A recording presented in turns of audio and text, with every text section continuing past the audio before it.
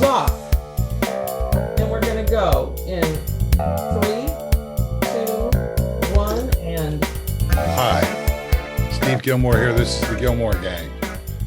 Joining us from the state of Georgia is Brent Leary.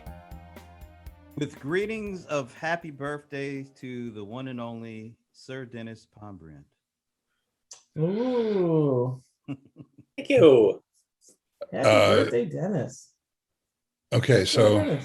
which is the lower third, Denis or Brent? Dennis. Okay. And joining Brent is Denis Pombriant. That would be me, a day older and, well, a year older, actually. Yeah. Hey, are we still talking? Are we still trying to introduce the topic as we go along here? Sure. Yeah, until I interrupt you, yes. 2 words. Stephen Hawking. Okay. Okay. From the state of Seattle, Washington is Michael Markman. What do you do? I'm wearing orange because I'm told it's the color for Anti-Gun Violence Day, and it's also not. It's a twofer because it's not just orange. It's also a little RSS logo. Oh. RSS is the what? What does RSS do? It's a used to be. No, I actually think it's stronger than ever. It's stronger than ever, but it's less visible than ever. Uh-huh. That's the way it should be. It actually says here, stalk me. Oh. Oh. It's funny. RSS is as helpful as they are, as they're coming back and all of that for me, and maybe it's just because I'm a Luddite. It's so difficult to navigate the RSS to actually put up a useful URL against the RSS. It usually takes a couple of tries before you get it. It's weird. I don't know why they do that. That's what she said. Okay. And joining us from Palo Alto is Keith Teare. Welcome, Keith. Nice to be here. Nice to be here. I've been first for the last 2 weeks, and it was like feeling weird. So I'm so glad to be back in my normal position. Are we Which supposed is to be what? keeping tabs on what order we go in here? I guess so. Yeah, well, I had a very difficult upbringing and felt like no one loved me. So I'm very sensitive to these things.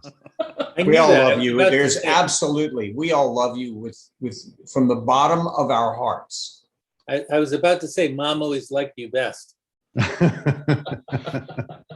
And the last guy, not the guy who just talked, but the guy before that is Frank Radice. Hey, hi guys. Always a pleasure to do this show from New York, where the time difference is so small, and to see that Facebook has just done something monumental.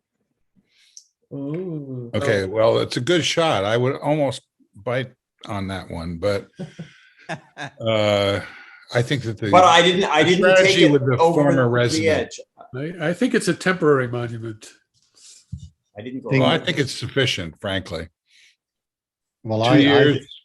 I think it's Facebook convenient, Facebook just outed themselves as totally ridiculous, in my view.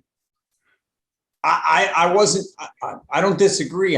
It's funny though, because it's still a huge decision one way or the other, no matter how you look at it. Don't you think? I think. They kind of played it in the middle. If they had said until January of 2025, that would have been interesting. Or until pigs fly.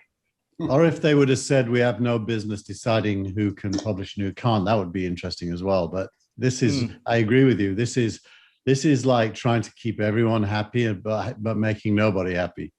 Mm-hmm. It's still a big story, I think.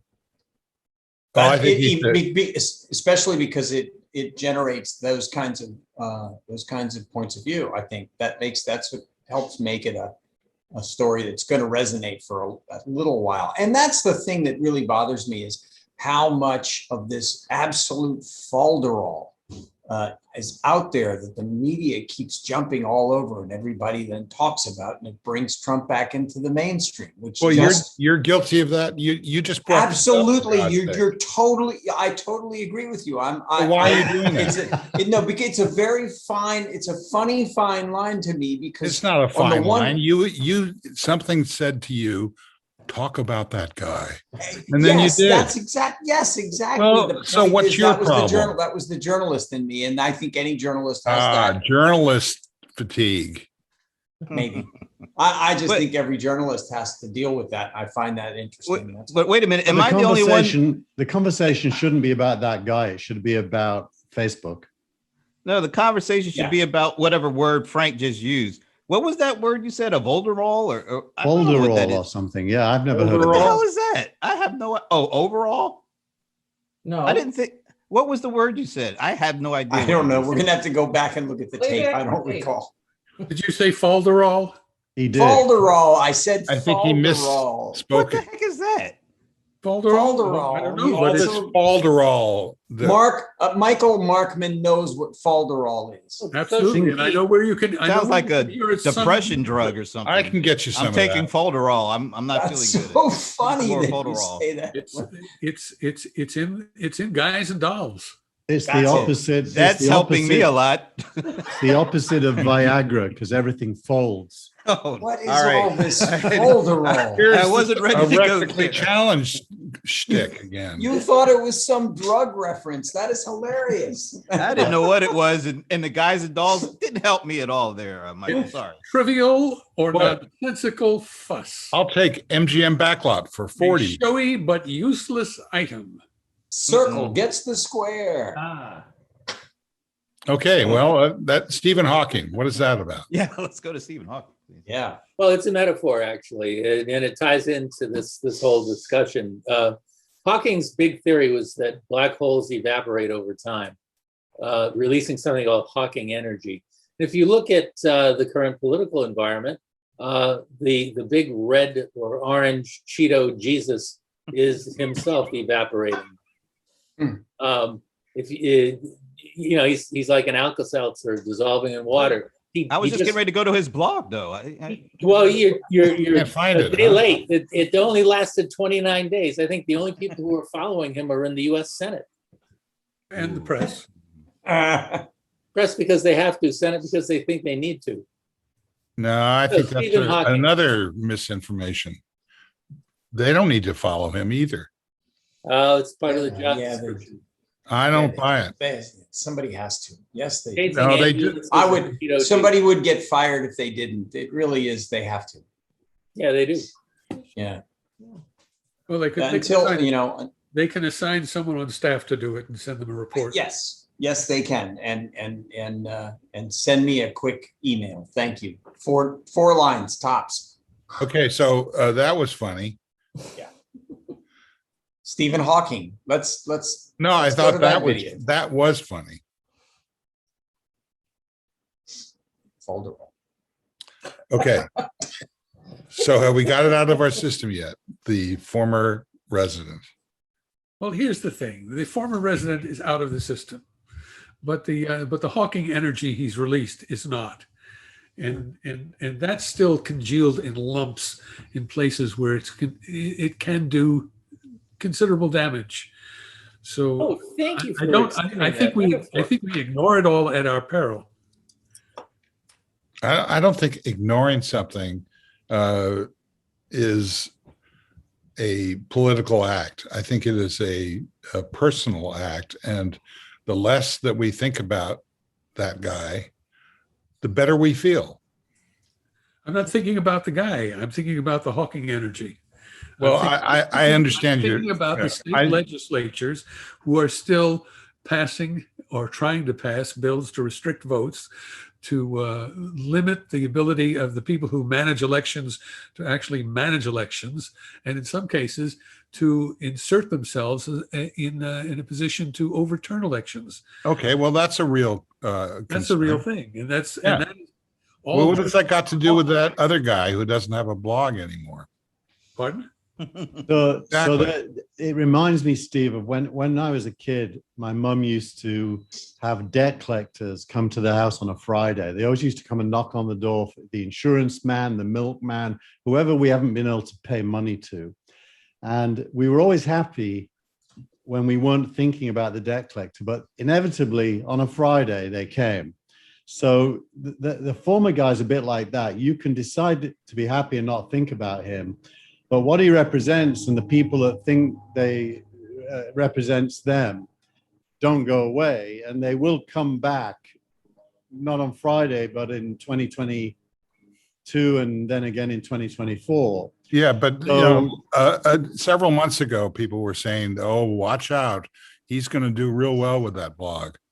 Didn't happen. Well, So he's this going to be calculation- he's I going was to not he's among going the to be people who said that. reinstated. Let's not forget. Yeah, I'm looking forward to him reinstatement day, because that ain't happening either. That's All right. right. Now, so what happens when there is a small but fanatical and well-armed group of people who are expecting reinstatement day and it doesn't happen? It's a problem, but it's Yeah. not about him. It's about them.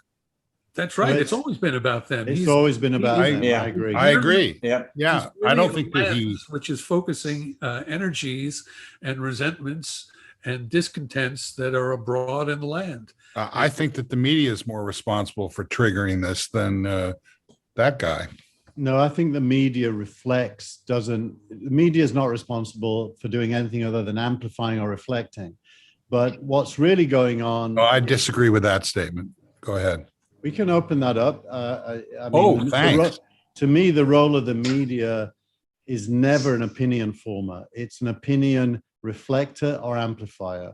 And that's because they're out to make money. They only want to write things that people want to read. They're not trying to change anyone's ideas, the media.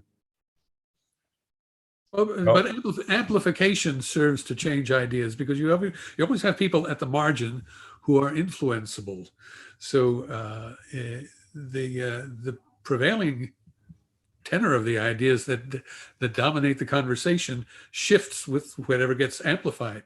It's a feedback loop. The media doesn't create it, but it does alter it. The media is the amplifier. That's right. But amplification, It's a question amplification is not a creator, Michael. Amplification can never create. I'm not saying that it can, but I'm saying that it's not a neutral reflector.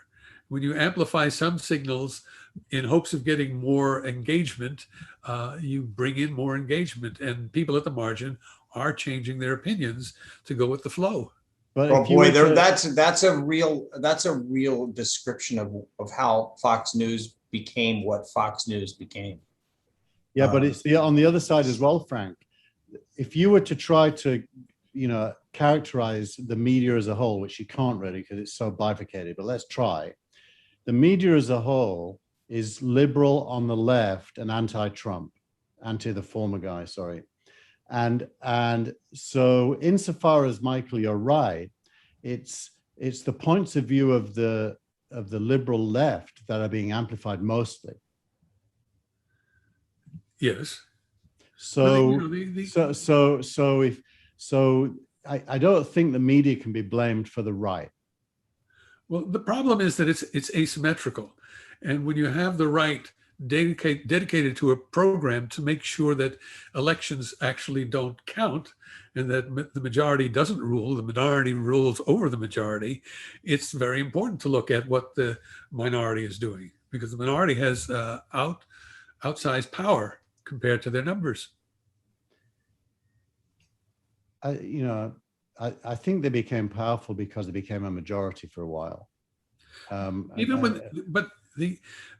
instance, the majority in the Senate was always representing a minority of the population because of the distribution of the Senate. There are two I take that senators point. for every state. So if you have a state full of people and a state full of rocks, they both get 2 senators.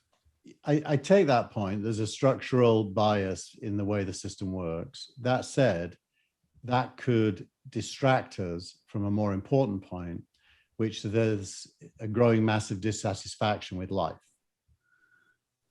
and politics. Nice, nice. You sort of pulled that in out of nowhere. With life. What does that got to do with your previous thesis? Well, because I'm saying the opinions, the creative, the original idea here is in the minds of people who are unhappy with their life and focused on the Republican Party as a conduit for their frustration because of the anti-politics message that 4 years ago was part of their agenda. And so anti-politics meets dissatisfaction with life, meets those guys with guns suddenly having around them lots of people without guns who agree with them. Let's take it a step further. If you're dissatisfied with the current conditions, the next question is, what's the remedy, or is there a remedy? How do you analyze the source of what makes you unhappy, and what do you do about it? And the solutions proposed on the left and the right are vastly different. So you can have both the left and the right reflecting dissatisfaction, but they're offering different solutions. It reminds me, if you go and look at the history before World War II, going back to before World War I, there was this phrase that constantly reoccurred in history called barbarism or socialism. And Hitler represented barbarism, and the Russian and German revolutions and the Hungarian revolution represented socialism. Now, of course, we wouldn't use the same terms today, and socialism has taken on a whole different meaning and isn't relevant. But it really is the case that it's either kill and attack people or, make people's life better. That's the two choices. And Right. Biden, by the way, I believe, has been doing a pretty decent job of putting in place things that might make people's life better, which is probably the only way to shrink that core down to the guys with guns and isolate them from any support. I agree with Yeah, that. I think you're right about that. Yeah. But I Excellent. Let's move on. All right. Frank, what do you want to talk about? Well, the massive amount of money in the marketplace that's moving away from broadcasting and into streaming is pretty amazing. There's a lot of news about that right now. And I've been following that, and it's that plus I wrote something today, I think, about how in the stream sports is starting to get a hold. I guess, Brent, you can talk about that, but sports has actually really got a position in the stream right now, but news doesn't. And everybody's trying to, in the news industry, is trying to figure out how do they shoehorn themselves into the streams. Big deal with Warner Discovery, or as I like to call them, Disco Bros. And Oh, better nice. name. It's Oh, actually nice. it's a better name, honestly. Absolutely. But that won't. Anyway, so and they, and CNN just announced that they're jumping full-fledged into the stream, and NBC announced that this is a kind of a announcement that went down really fast, was that they were going to do a clip show with Hoda Kotb and Jenna Hager Bush of Today's Show Great Moments. Like, what? That, and Wait a minute. it seems to. That sounds like sneak peeks to me. That's right. And there's only 3 of them, so that's not a show. I got to tell you, the sneak That's a peeks bulletin. they are absolutely spectacular. Tina, good job. The sneak peeks they're fun. They're a little. It's like the Quibi of the Gillmor gang. Oh, thanks And a hell of a lot. Wait. Yeah, really? Hank? There's a pool of intellectual property we'll never But get. anyway. Frank, we should call them gangies. Days. I had some of those yesterday. They have them here in New York. They're incredible. They're kind of with, like, if you have some of them and then have a folder all on top of it. Then we could have the Gangy Awards once a year as well. Yes, we Yeah, could. that went Actually, well with the that's- crunchies, didn't it? I think I think an awards thing is like a good idea, except there's only 6 of us that are going to win. So 7 of us. Well, that's the good part. I Well, must confess Let's there be was honest. Let's be honest. There are not 6 of us that are going to win. I reckon it's like 2 of us, and I'm Yeah. not one of them. Yeah, good on you, Tina and Steve. I must confess there was an alternate name and I had to scrap it. All right, you got to tell us what that was. Yeah. What was that? Let me brace myself first. Gangbangs. What? Yeah. It's not bad, actually. I didn't hear it. I'm thinking about gangbangs. No, it's actually quite good, but I don't think you could get away with it in the modern climate. We'd be No. canceled. Yeah, too bad. No. It's a great name. It's just Not even in my own terrific. home. It's terrific. Yeah, I like modern climate too. It's a good name. It's for a good name for a You know, show. that wasn't. It's also a name of a band in 1971, I think. Modern Oh climate. God! By the way, thanks a lot, Keith, for the recommendation around the year that everybody invented music. Evidently, is what that shows about. It's a wonderful show. I can't wait for it to be over. Ladies and gentlemen, we're about to experience Curmudgeon Steve, who does not like About to? he does not like 1971 at Bingo. all.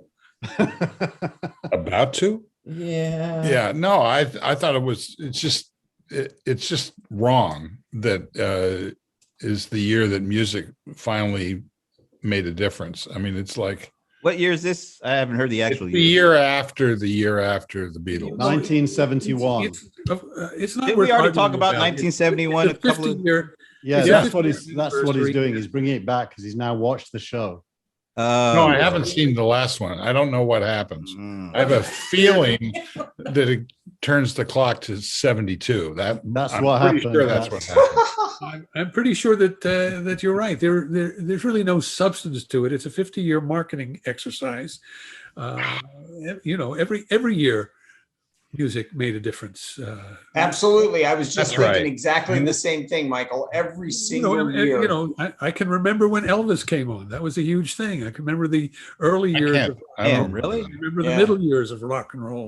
Listen, What year remember was when Stax Volt was a big deal? Remember when Motown? There was you can point to a whole bunch of those things like that, Michael. But guys, that's the genius of it. They now get to do a sequel called 1972, and then They can another do one it. called 1973. Yeah, Let me until know when they up get to 2000. 1978. Yeah. Oh, Basically, what this means, as I figured it out, is that the musical groups of the 60s and 70s are just mining the bank accounts of their 80s bands by putting out big re-releases that have all their studio outtakes. Put it out on NFT. Make some real money with those things. Yeah, there is. Oh. I'm excited about this Beach Boys sneak peeks. There you Whatever. go. Yeah, and it really looks interesting. It's And- the, and there's a new Zappa collection coming out too, Zappa Ooh. '88. So who? What? Don't eat the Zappa. yellow snow. Zappa. Can't. Frank Zappa. Oh, Frank Zappa. Zappa '88 has a set of parody lyrics to Beatles tunes, which were written at the time that televangelist Jim what was his name? Baker. Jim No, the Baker? other one. The other one got into trouble with Jimmy Swaggart. Swaggart got into trouble with some sex worker in a motel. They were just praying, and Well, I can remember one time tuning into Swaggart, and I swear this is so, but I didn't have a VCR handy to record it. He was telling his congregation that he came to love Jesus, and he came to love Jesus because of his mother's piety, that his mother really loved Jesus. And he recounted the night that he stood outside of his mother's bedroom and he could hear her praying inside. And from inside the closed bedroom door, he could hear her saying, oh, Jesus. Oh, I love you. Oh, Jesus, I love you. And that's why the show was canceled. Oh my God! I was. What a great ending. That wasn't the ending, Frank. That was midstream. I guess. Yeah. She said. Okay. And especially those. Scene. And scene. What is happening to us all this week? I don't. Not a lot, evidently. It ain't all of us. Let's get that right. What do you want? What do you got, Brent? I got nothing for this one. I'm going to be. I, You don't have to segue. I've got. Keith, excuse me. You don't have to segue, Brent. You can change the subject. Well, you're the moderator. please, That's change your the job, subject. isn't it? Okay, I'm the moderator. Brent, could you change the subject? I'm going to go in Point a of order. different direction here. Point And of order. Isn't the segue a transition to a new subject? I don't see the distinction. watch me give an example. Hey, guys, have you looked at what's going on with Amazon Sidewalk? Or have you guys already opted out? Because you only have Excellent. faith. Oh my God. And if you don't opt out, then you're just sucked into what, their mesh network? Is that the deal? Yeah. You're sucked into their prime, free 2 days shipping. And Oh, then, that's all right. and then there's a pandemic, and then everybody is doing it. And now what? I'd love it if they had 2-day shipping again. What, Well, they you did. mean it's only 1 day now? Yeah. Yeah. Sometimes it's A less couple than a hours. day. I'm a Prime member. I haven't seen 2-day shipping to my door in a long time. Oh. Really? Oh, wow. No, Yeah. that's because you live in Boston. That's okay. Yeah. All right. So Brent, could you explain what the sidewalk or whatever it is called is? So basically, anybody who has any Amazon devices, you basically have until I believe it's June 8th to opt out, or you're opted in to all your devices being connected to a broader network. And I think they kind of make it like a community kind of thing where you could be kind of out of your house and out of the reach of your own personal network, but still be accessible because Amazon is basically connecting all these devices from their owners and creating like this big network that will be able to cover lots of space and provide even some kind of limited Wi-Fi access if you are outside of your own Wi-Fi house, so to speak. So it's causing a lot of it's an interesting move, and I think what makes it really interesting is it's like going in the opposite direction of what Apple has done with 14.5. It's like more people are more aware of data privacy than ever before because of iOS 14.5. So how does this move play into a much more data privacy aware universe now? Because if you've looked at the opt-in rates for 14.5, people are only opting into having companies be able to track their activities across their apps. I think the opt-in rate for that in the US is only 5 or 6%. So here comes Amazon. For our non-technical viewers, this is Sidewalk. This is basically a bunch of houses with a bunch of devices. Nice. And basically they all become part of a mesh, and you can connect to them without any authentication and get access to the internet. Thanks, Mr. Rogers. Appreciate Yeah, can it. we send me that picture because I need to use that for my next show. Keith, do you think that could that actually, if you had all of those devices connected, could that not be a giant cloud? Yeah, that's what it is. So is it conceivable that they might start using that to store content on that they are getting paid for? So I don't think so. I think what it's doing. There's a guy. Some of you will know Martin Varsavsky. Martin is a Argentinian-born entrepreneur who created FON, F-O-N, and FON did this more than a decade ago by doing deals with British Telecom and other telcos all around the world, where every access point broadcast a FON network as well. Right. And you can do that now in the UK and pay for it. Yeah. Well, now it got acquired and it's become commercial, but it used to be community driven. Like you could choose to join FON and share your bandwidth. And if you did, other fund members could use it. And it got very big. So it's not a new idea.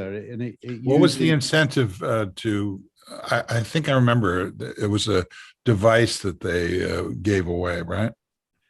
They gave away the device if you joined. Yeah, it's like a 40. Okay, so what was the incentive other than that you got a device? You for free? got free if you offered bandwidth. You got free membership and therefore free roaming. It was you give and you take. Okay, Well, so people- what's the incentive for Amazon subscribers? I don't think there is one. I can't discover I one. can't. That's the interesting thing about it.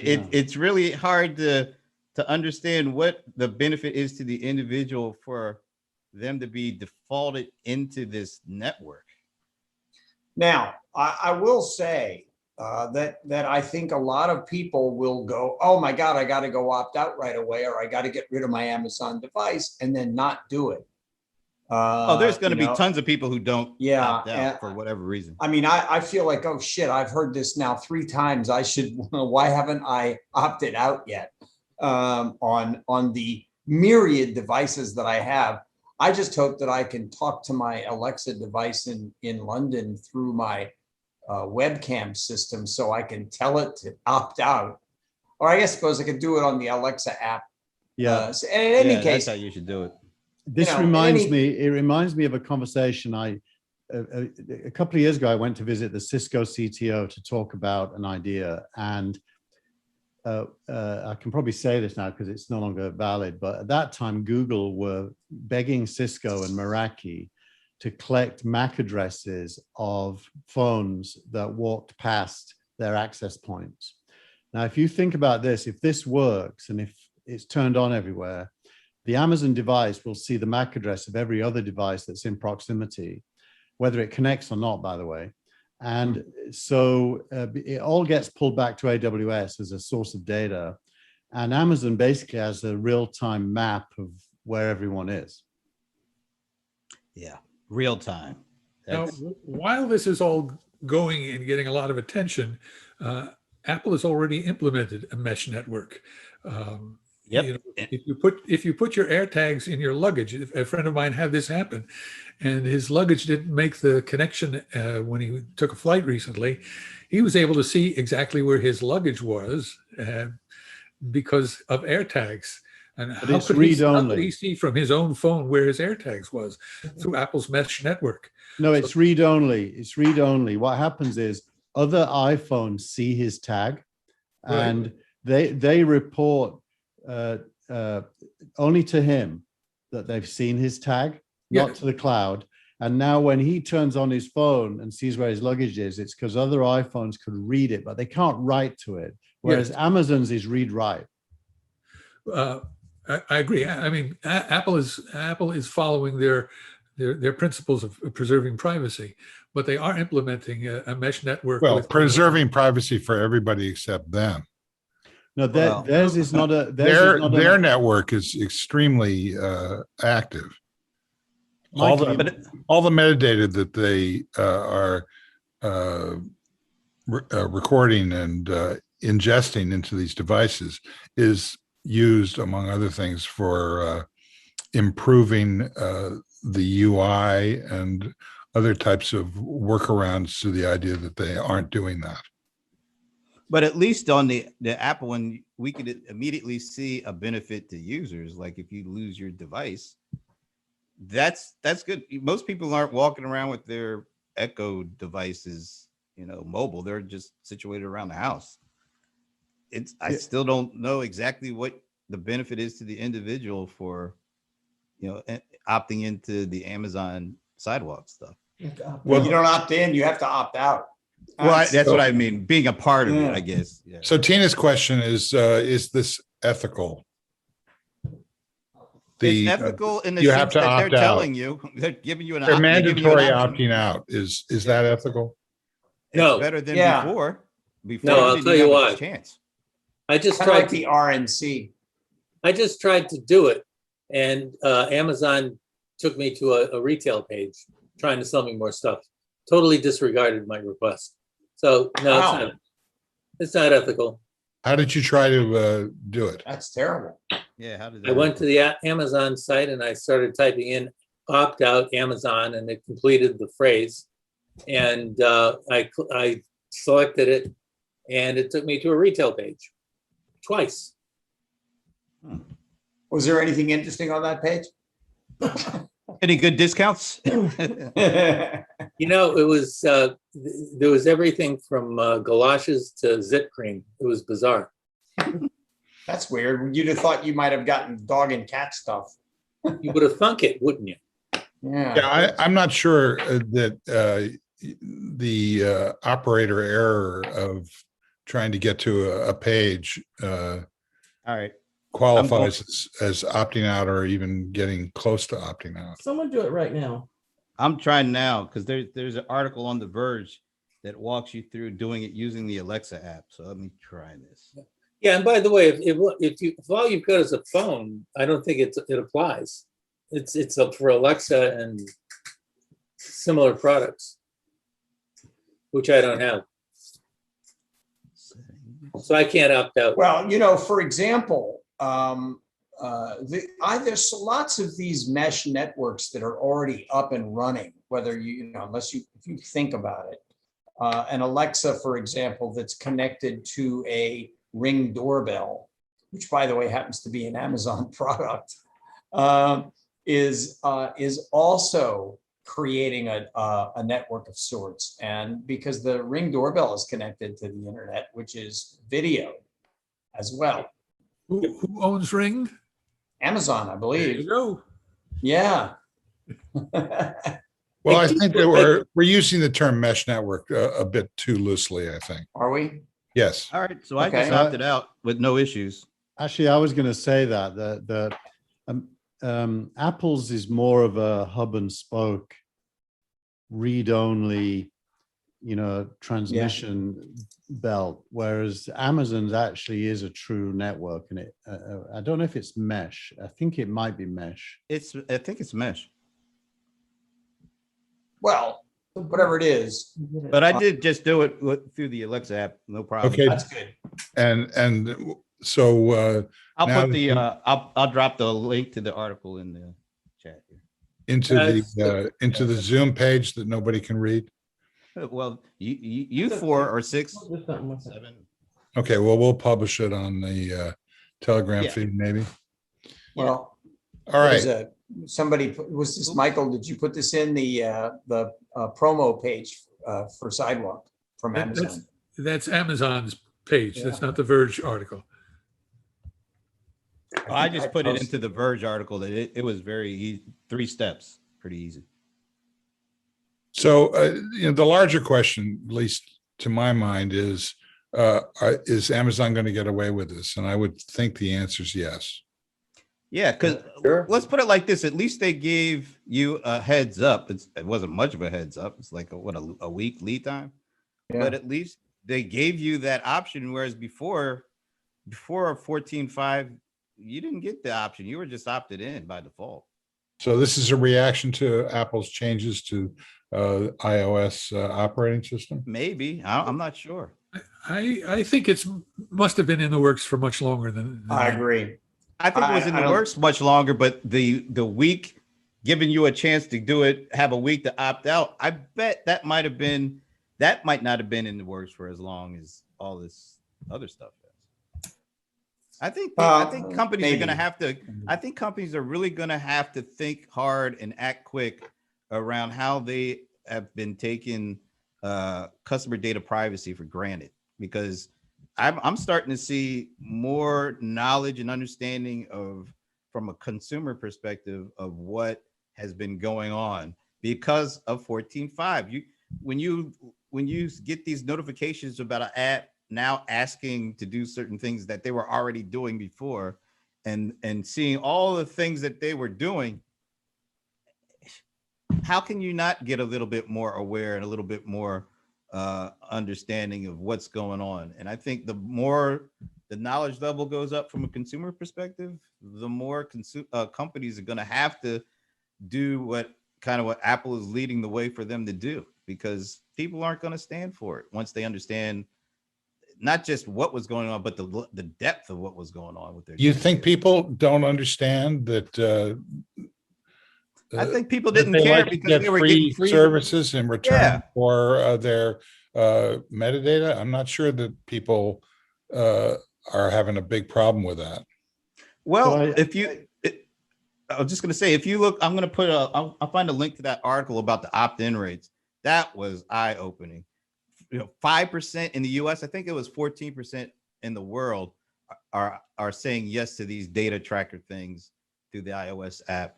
But only 5% of Americans, 5 or 6% of Americans are opting in. Before, they wouldn't have had a choice, so it would have been 100% for the most part. Yeah, So as I understand it, Apple just flipped all the opt-outs to opt-in by overriding them. So if you stand back from this and you ask the big question, which is, as long as there's been marketing and media, there's been attempts to target and track.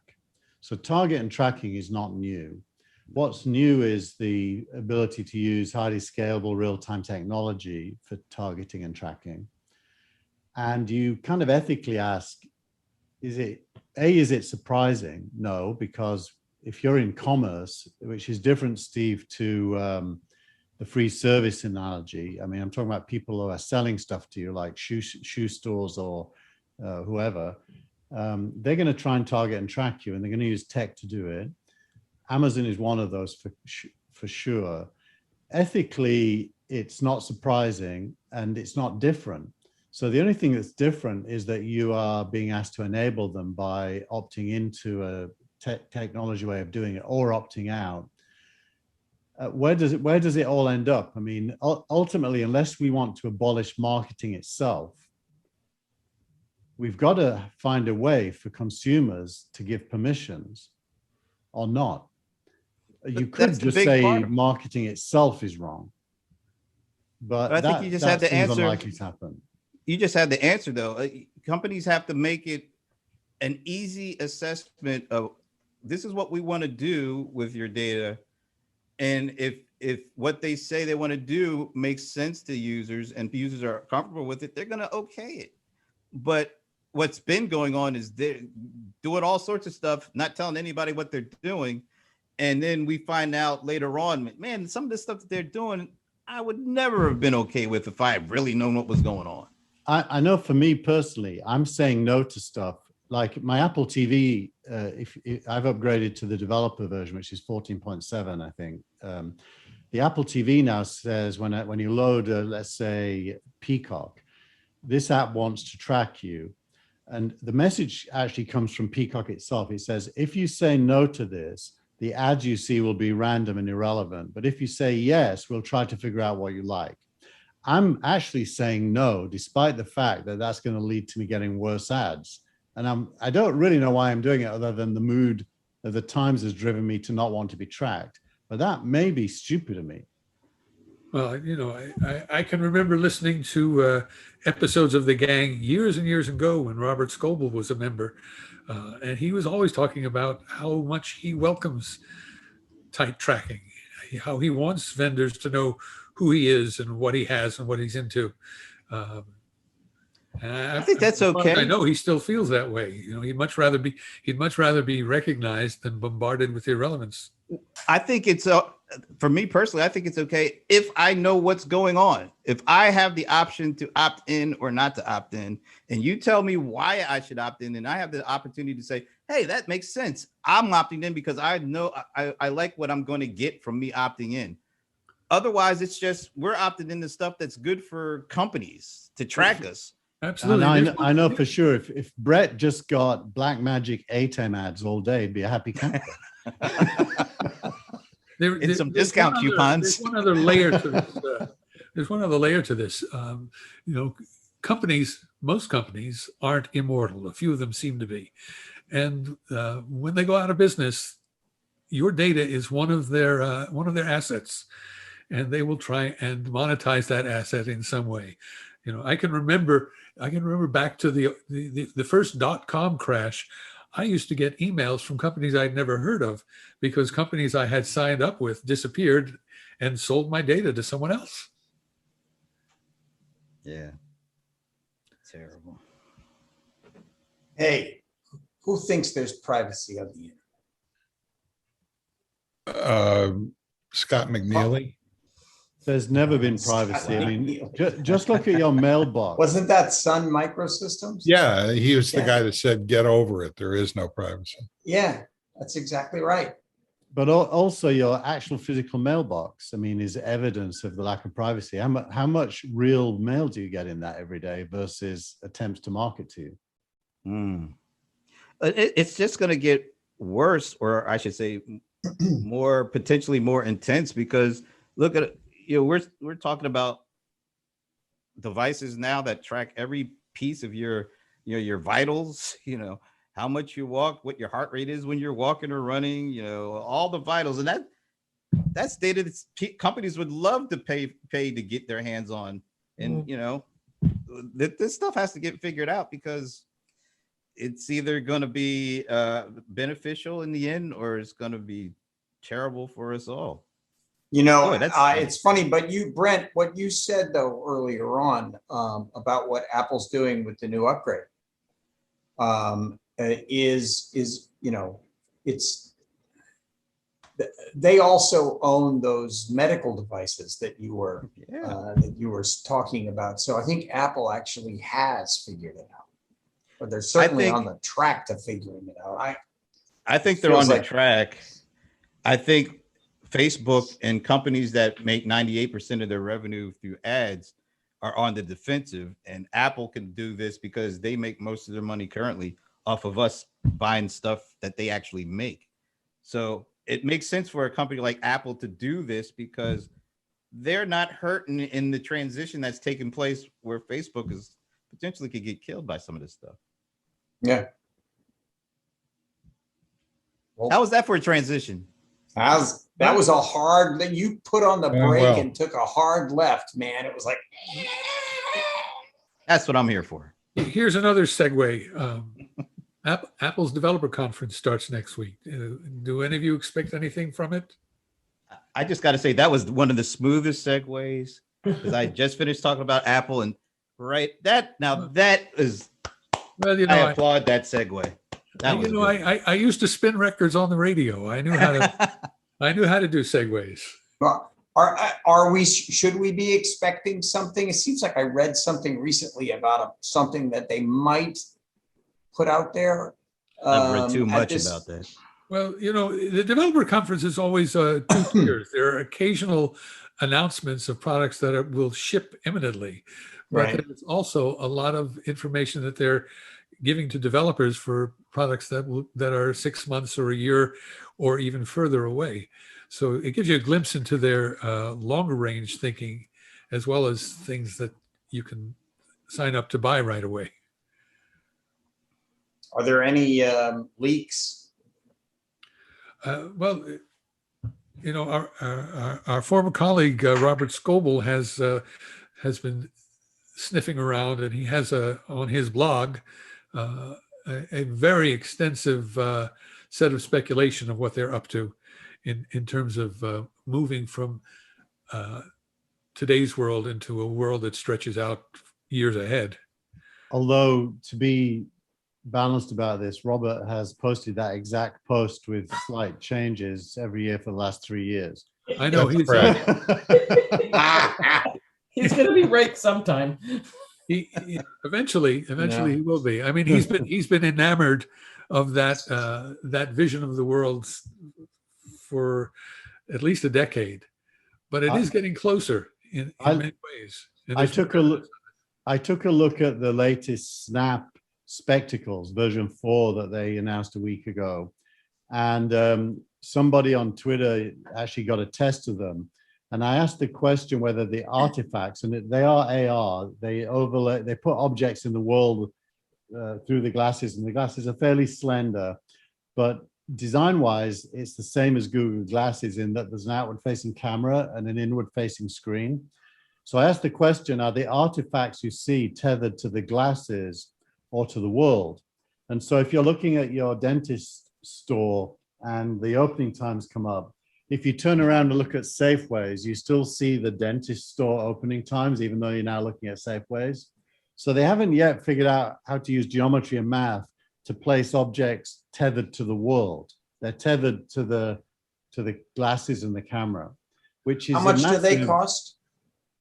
They haven't announced a price yet, but the last version was about $400, I think. Who's making that product? Snapchat. Well, I think their Apple- head Apple of is doing their head work. of creative just quit. Apple is doing that work in audio now, in terms of spatial audio, where as you turn your head, they are changing what you hear, so that you're in the sound space. The original binaural recording was those were made by taking a dummy head and putting a microphone at each ear, and you would record what the ears would hear. But if you turned your head, the whole orchestra turned with you. Now, because of the sensors in the earphones, you can turn your head and the orchestra won't turn. It'll stay where it's supposed to. So I think Apple is aware of that issue and is working on it. If you Well, it's also critical for the future audio of VR. If VR is going to survive, the whole idea of what it costs to do VR right, that's put that aside. If it's going to survive, things like the positron chair with some kind of spatial audio would be, I think that seems to me to be an answer that movie theaters are starting to grab a hold of and saying this may be the way to do it. I'm part of a team at a company called New Canvas that has this idea of the world as a canvas for content, not advertising, but content. And actually audio is their first use case. So like if you walk into the train station and you're catching a train, it can tell you if the train's late or on time and things like that. Or if you're in an art gallery stood in front of a specific exhibit, it can play the audio of that exhibit to you. And the idea is the real world becomes the canvas for content as opposed to a browser. So you can, so that audio or video or text or whatever is tethered to actual things that give you meaningful or useful information about that thing. And I think earbuds and eventually AR glasses, but for now, earbuds are the primary delivery mechanism for an idea like that, because audio is easy to do and it's easy to position on a physical thing. The new iPhone has something in it called, I forgot what it's called now. It's the W1 chip, which allows you to position things precisely in a 3D space. So your phone can know which way you're looking, whether you're looking at a certain height and distance because of this W1 chip, which goes way beyond the old beacons idea that was a few years ago when they had Bluetooth beacons, that for example, your Apple TV has a Bluetooth beacon. So it's positional. So I think the future is a world where content lives in real time and space, and people can access it based on relevance to where they are and what they're doing. And it can be audio, it can be video, it can be overlays, graphical overlay through glasses eventually, but not yet. Well, I think Surprisingly, Keith, that is exactly the world that Scoble is describing in his latest blog. Yeah, it's just not yet. The audio bit can be soon, but the rest. Yeah, the audio bit is so critical because if you think about it, audio tends to live in a space that's even greater than the space that video content lives in. And I can tell you that from my time as a film editor, what I thought was more critical at the time.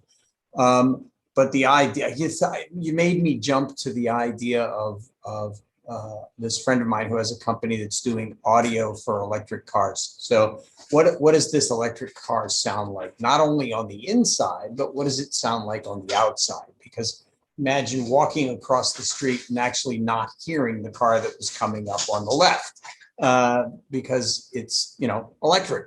I mean, so sound does have sort of more parameters to be able to manipulate. Can I just add one thing? I have a real quick question for Keith. What year was the picture taken that is showing up on the new Canvas website for you? You mean the kind of wireframe of the city? No, I'm on the Our Team page. Oh, the And team. Oh, there's the a picture of picture. me. What year was you that? know what? That was. I know exactly. I was sat on a wall in Komaki, which is a district of Cape Town, at my sister-in-law's wedding with my newly born Dylan, who was then 8 months old, sitting on my lap. And how old is Dylan today? It's 20. So this was You got 2000. fun. So are you photo shaming, Brent? No, I was just curious. Oh, I hadn't seen a picture like that from Keith before. I was just curious, you know. So that was not the picture I offered them to put. They did they're cheapskates. They did a Google image search, picked the one they liked, and put it there. Come on, send them an updated picture, man. But tell them that you're suing them for use of rights and clearances beyond. Okay, let me head off. A segue by asking Dennis, what, if anything, other than what we've talked about, do you see as interesting or should be interesting to us? This week? Yeah, or just in general, look at the view screen, see what's coming at us, pick one object and talk about it. Well, the thing I've been writing about recently is the rapid evolution and delivery to the market of what I'm calling an IT utility. I don't have a better name for it.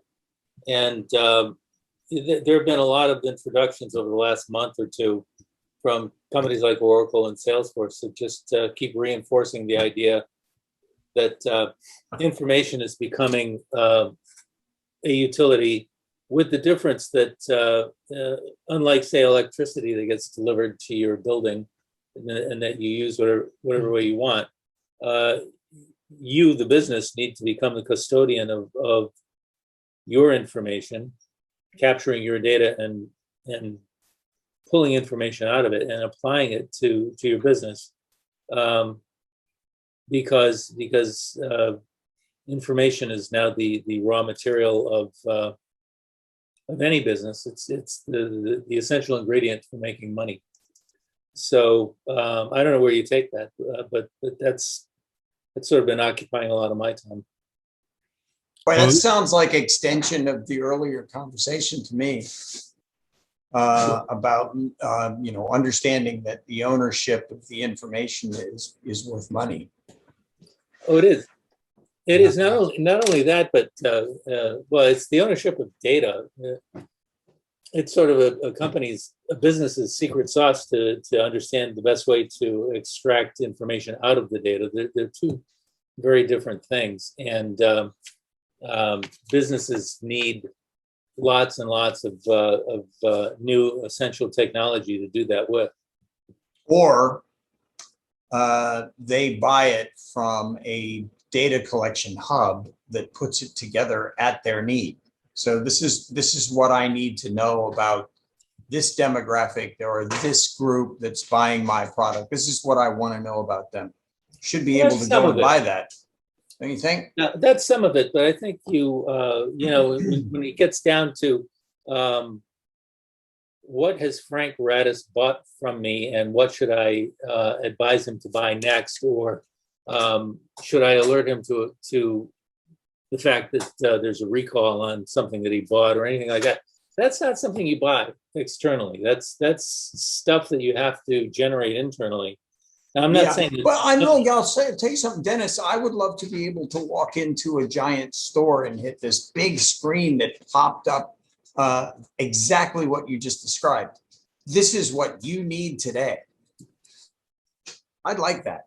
It would scare the hell out of me. I see Keith was nodding. Yes, you'd like that too, wouldn't you, Keith? I'm trying to need less and less as I get older, and just I'm trying to live with what I have, not have somebody tell me what else I need. So what I've just had this experience because I'm kind of looking for what my next car is going to be, and I know it's going to be electric, and I kind of have this bias against it being a Tesla, except I so far at least can't find something I like better than a Tesla, so that pisses me off. So I started putting out feelers, and it's amazing how salespeople hook onto you. Even though you don't give them your details, they can find it out now. So I'm getting phone calls, even though I say don't phone call.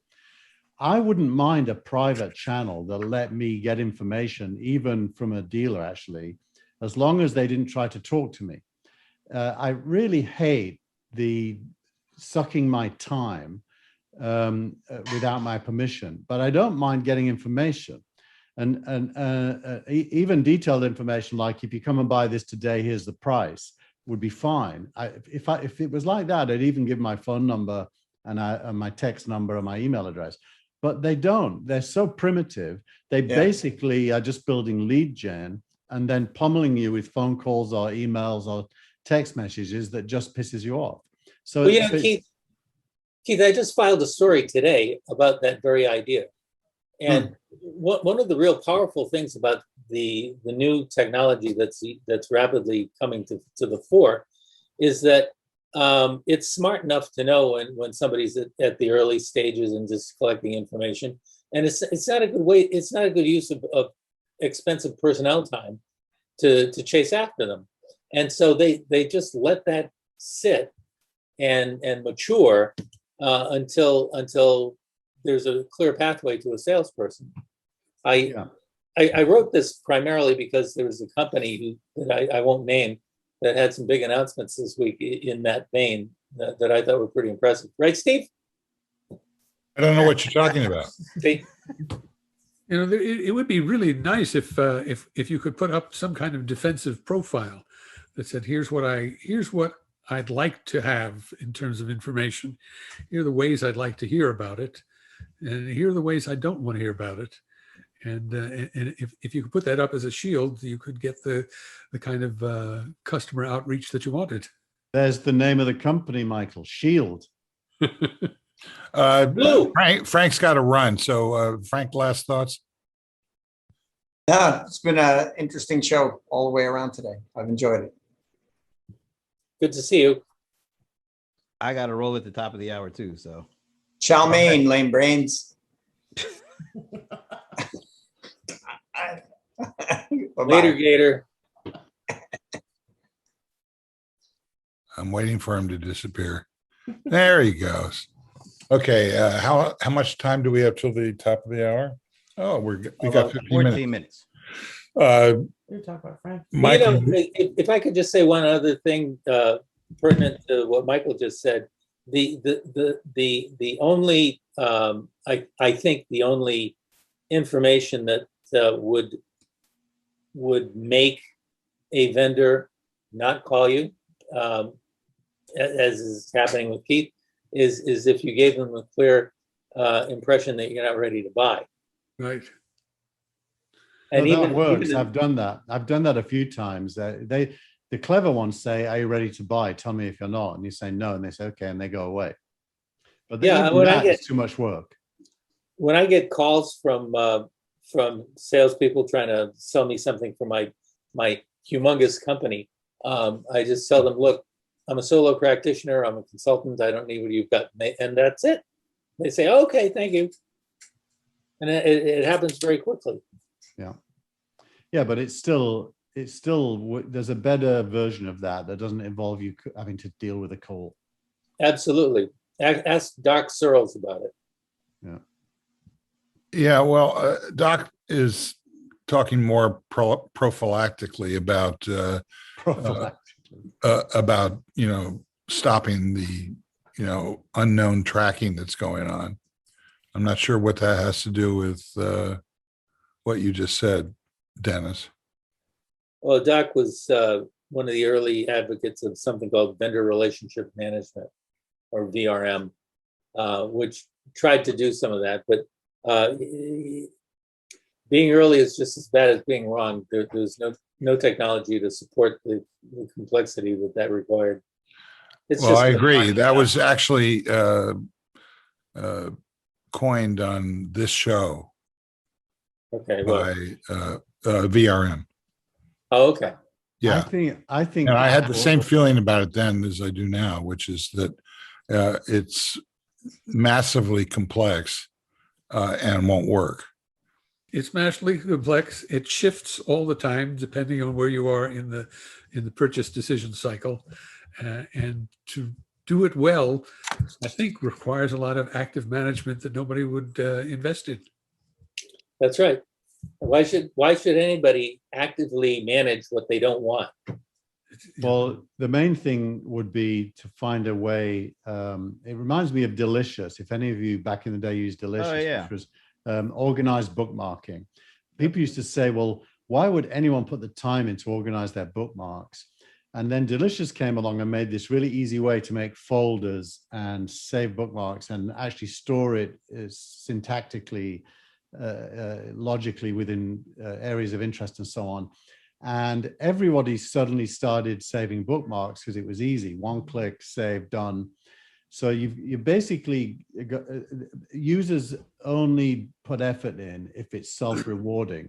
So you've got to find a way of saving them time by doing a little bit compared to doing nothing when your time gets sucked. Do people still use bookmarks at all?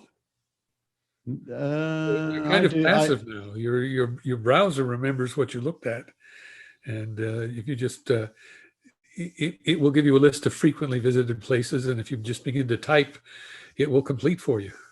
I still use them for like places that I visit a lot, like say Google Finance is a bookmark for me, but you know, something I've only visited once or twice isn't. Yeah, I just pin the ones I use to the top of my screen on my browser.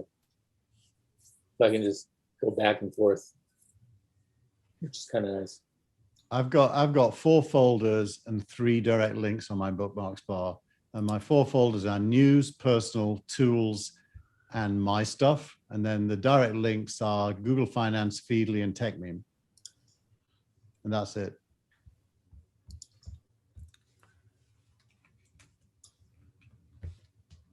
I think we've figured it all out, man.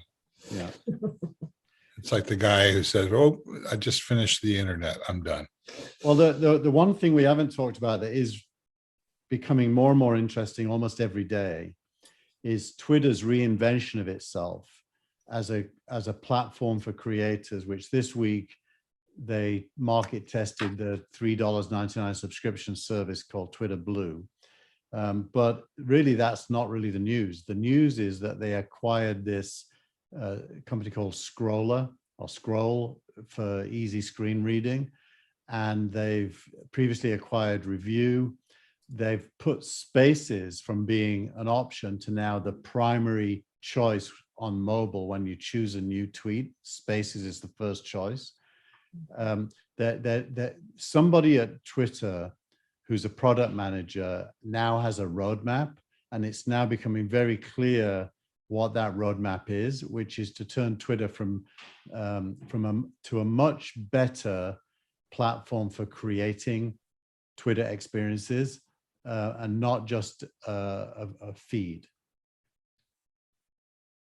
So it's becoming a destination and not just a not a destination, a tool for creating and publishing. It's both, but all the new stuff is for people like us, right? It's we're currently using Telegram on the gang, t.me/Gillmor gang. It's going to be pretty soon a really easy choice to use Twitter either as well or instead of because it's richer. There's more tools coming. I think Twitter's really interesting suddenly. So it always was, but more. So is this changing? I mean, is Clubhouse, the momentum for Clubhouse being stymied because of what's going on with Twitter? Because I don't hear as many people talking about Clubhouse anymore. I don't know if that's true, but I don't think it has to be true for it still to be interesting. I think for Twitter, Spaces is just a feature. For Clubhouse, it's everything. And the guys who are everything usually get the initial people interested in that feature. So I think Clubhouse is probably fine. I think Clubhouse is way ahead on notifications right now, which is everything. Yeah. So I don't think they're in any danger of being attacked by Twitter. But I think Twitter's in the moves in the last couple of days has made it clear that they are listening to the people you call creators. But I think that beyond that, I disagree with the notion that creators are some sort of end goal, for,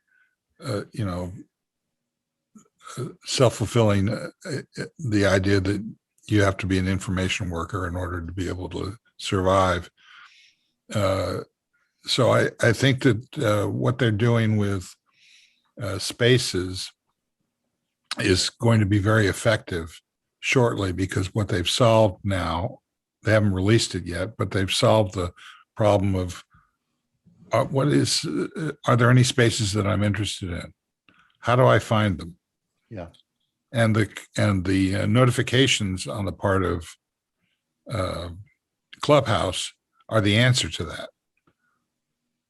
So I haven't seen them wire that up. I haven't seen Twitter wire it up, but when they do, it's going to be a horse race. It's going to come out of the gate fast, and I think that they're both going to end up winning. I agree. Now, let me ask this: Twitter aside, and technology aside, am I wrong in feeling like the momentum and acceleration for Clubhouse isn't what it was? Yeah, but that's inevitable, Brent, because it was so powerful initially, and so many millions of people, or tens of millions, jumped on. It would be pretty impossible to keep that momentum up. What they're going to do now is harvest the quality that represents and go to phase two, whatever phase two is, but it's going to be a much more platform-based rollout, I suspect. So I'm not thinking that slowdown in momentum represents a problem. If anything, they're probably relieved and maybe even created the slowdown themselves so they could digest their success that they already had. Yeah, that's just an early adopter phenomenon.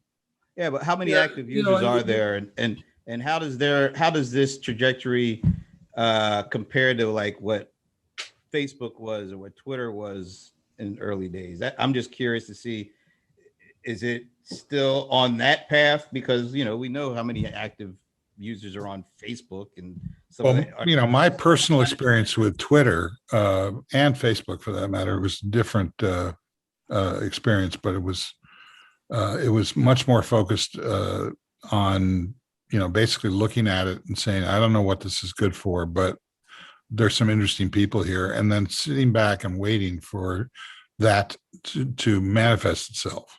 So it took about a year, I think, for me with Twitter before I think I posted one post in the first year.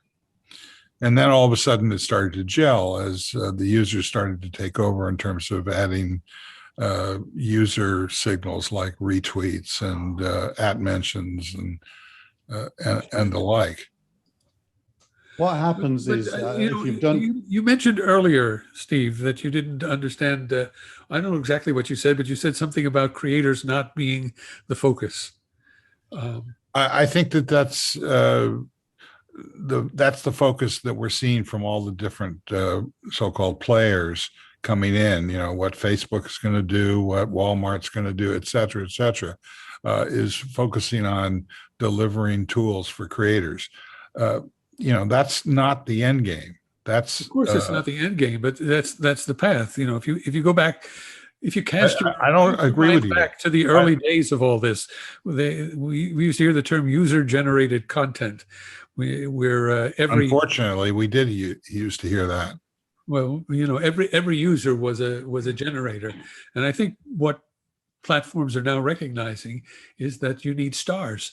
You need to cultivate and reward people who can generate good content. Well, I agree with that, but on the other hand, I agree with what Dennis was saying earlier, or at least implying, which is it's not about the individual creators; it's about the individual businesses that are going to take those tools that are marketed for creators and plug them into their business.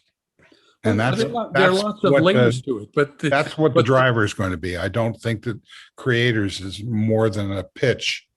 Okay, Brent, you got to run, right? Well, I don't have to run. I have to walk casually. Saunter. Yeah. All right. Well, thank you, sir. Lope. Thank you, and I look forward to next week. This was lively.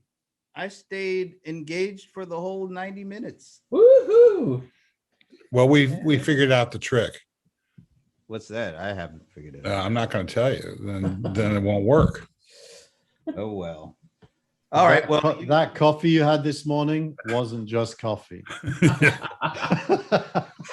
And on that note, goodbye, gang. Have a great weekend. See you next week. Bye, Take Brent. care. Thank you. Hey guys, Sorry, Michael, you were saying. I think I said what I was saying. I don't know if I had a. Well, I interrupted you, so evidently. What I was saying is that the environment, there's competition now for people who can create stuff that will attract audiences, and TikTok is rewarding creators, and Twitch is rewarding creators, and YouTube is rewarding creators. Nobody can be left behind. If you look at the evolution of Clubhouse, they are focused now more and more on how they can keep their creators happy, because that'll bring in the audience. And I think that late to the party, Twitter is coming to the same realization that there are people who can attract attention, and you need to cultivate them. Well, I understand what you're saying, but and I agree, it's not just individuals. There are other layers to it, which have to do with businesses, and but they all have the same ultimate goal. They are trying to attract attention and keep people engaged. But the whole media has been doing that for years, and they're going to continue to. Well, So yes. I think that the fundamental driver of these new technologies, newsletters and so-called social audio, is about getting a critical mass that provides a middle layer of value, which is not the big showboat events, where Mark Zuckerberg talks to one other person and everybody else listens in overflow rooms. That's not a model. And it's not a model right now on Clubhouse, where you go to the opening page, where I used to get like maybe 4 or 5 or 6 different conversations that were underway. Now I've got like 30 or 40 conversations that are underway. And are you telling me that Oprah talking to Harry is not an attractor of an audience? Of course it is. Of course it is. And it's not going to. Go ahead. What is the point? Well, look, what you're talking about is very low level attraction of the least common denominator. You don't sell to the least common denominator at that point. You sell to people who've been cultivated. The big issue for this moment is how to attract and find that higher denominated group, and you do that by processing a lot of data that you already have and augmenting it maybe with a little bit of what you get out there on the street. But to say that Oprah interviewing Harry and Meghan, just as an example, is useful. It's useful if you want to sell soap and you have to, you have a multi-million person audience. But as in reality, if you're not selling some commodity, if you're trying to match a product to a very specific need, which is what most commerce is these days, then you got to work harder than that. So I think if you're in Facebook's head office looking at the network from the point of view of the team whose job it is to make money, you've got this kind of mental model of threads with reach and engagement. And you know that your creators are your source of engagement, and a creator has a certain reach. And so you're going to do everything possible to grow your creators, which is probably 5% of Twitter users, if even that, might be less. And your much bigger number of people who engage with it. And I think engagement's the key. If you go back to Facebook, they got engagement in their first phase of college campuses through emails to people saying your friends want you in. And then Clubhouse is using alerts and notifications, as Steve said. I think the most effective engagement comes from being able to reach out to a person's social graph and draw them in. And the other option is famous people drawing a crowd, which isn't as good, by the way. If you can do both, you win. Famous people drawing a crowd and outreach. Right. So, I mean, let's look at the, just to wrap this up, the two players.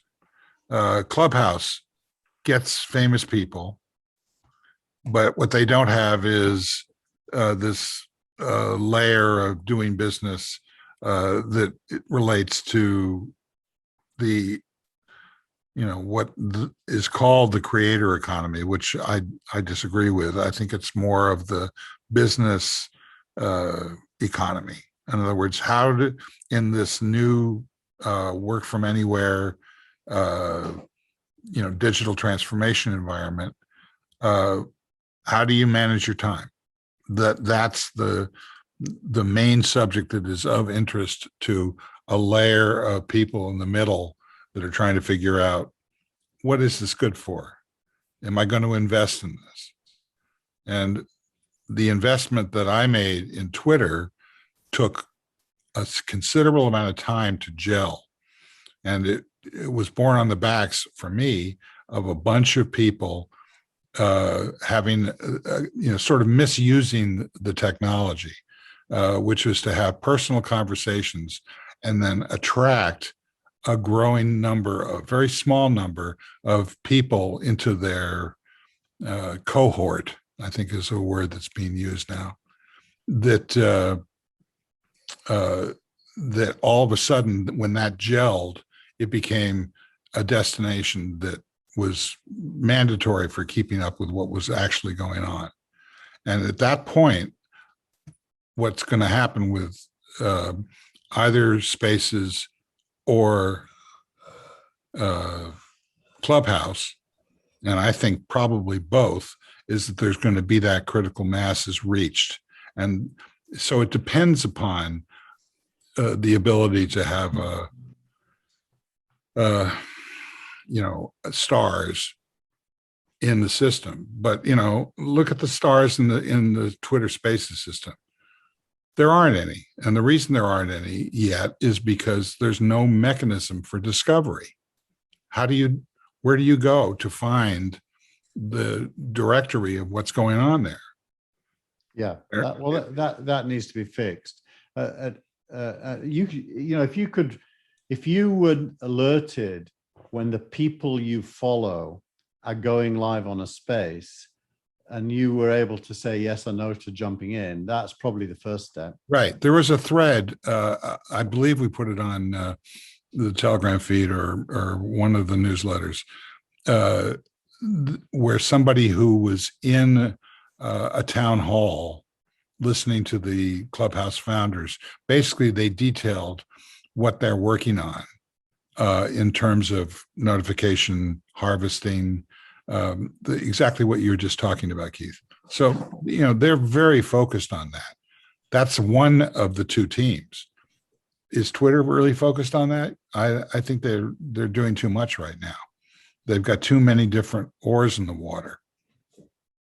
And they'll synchronize them, and then it'll start to take off. So I think we're like, 30 days from starting to see some spikes in terms of user awareness of the discovery mechanism. And I think that'll be a combination of notifications and what Michael is talking about in terms of stars and people that are creators who are good at doing this stuff. I think. By the way, when I speak of stars, one thing that's changed in the world of social media is that you have stars of different magnitudes. So there are people who can attract audiences of 100 or 1,000 or 10,000, and they become useful as low magnitude stars as well as high magnitude stars. Yeah. The environment can support a much wider range of. Yes, I totally agree with that. If you look at Discord and Reddit, I want to eyes- slow this down. So Keith, just try and. Yeah, no, I'm not introducing a new topic. I was just going to say, if you look at what they've done through the eyes of what Twitter might or should do, I think Discord and Reddit are very far along in figuring out engagement and topics and teams and people and blah, blah. But they're not as good as Twitter. Twitter will do a better job, but they'll steal some of those ideas, I think. Last thoughts, Dennis? Earlier today, Biden signaled that he was willing to drop his demand for a corporate tax increase to get the infrastructure deal done. I just saw this as a news item. I don't know if you already knew that, but that's pretty significant. You think we're close in terms of the preparation for some sort of filibuster tweaking, if you will, as it relates to the Voting Rights Act? No, I don't. I think the first things first is infrastructure. And I think the Republicans know that they have to do something, and they're going to have to hold their noses to do it. And this indicates that Biden's moving closer to them to get it done. They really don't want to have to mess with the filibuster if they can at all not do it, which means that they'll probably come up and pass a reasonable infrastructure bill. It won't be everything everybody wants, but it'll have to be good enough to change the subject. Yeah, but the real threat, as Michael said earlier in the show, is the removing the ability of the Secretary of State in a state to be able to manage the election and turn that over to some sort of non-democratic solution like brute force. That's very, very, very dangerous. Well, it's very dangerous, but it's also something that's going to have to be handled individually by the individual states at the state level. Each state has a constitution. I'm not sure laws that mess with elections like that are in fact constitutional, but the states are going to have to wrestle with that. So you're saying that there's no role for tinkering with, we're wasting time thinking about the filibuster. Is that what you're telling me? I'm saying that the filibuster is going to be a great election issue, and the Democrats are going to hang it around the Republicans' necks as a way to defeat some of the Republicans up for re-election in 22. So I don't think it's going to happen before then. All right. I want to thank our producer and director, who's fading, Tina Chase Gillmor. I was up early. Yay, Tina. She was up early. She had a look at, well, I can't talk about it quite yet. Yes, but you can. yeah, Yeah. I'm going to be a grandpa. Ooh. Oh, Yeah. So she was listening to that heartbeat. Yeah, we were at an appointment. Oh, very exciting. Do we know if it's a girl heartbeat or a boy heartbeat? Yes, we do. It's a girl. Ah, Yeah. pink one. More estrogen on the fire. Ah, Yes. Okay. And so thank you to her. Thanks to, well, the people that have already gone, Frank Radice and Brent Leary. Did I get everybody? Yep. Yeah. Thanks to Michael Markman, sir. Thank you all. Thanks to Keith Teare. I'm going to become the new TikTok ambassador for the gang because I think gangbangs could work really well on TikTok. gangbangers and MASH. No way. And Dennis Pombriant, thank you, sir. And MASH. Okay. Thank you. Okay. Good beer. Thanks to everybody who showed up and especially those who didn't. We'll see you again next time. Bye-bye. Bye-bye. Goodbye.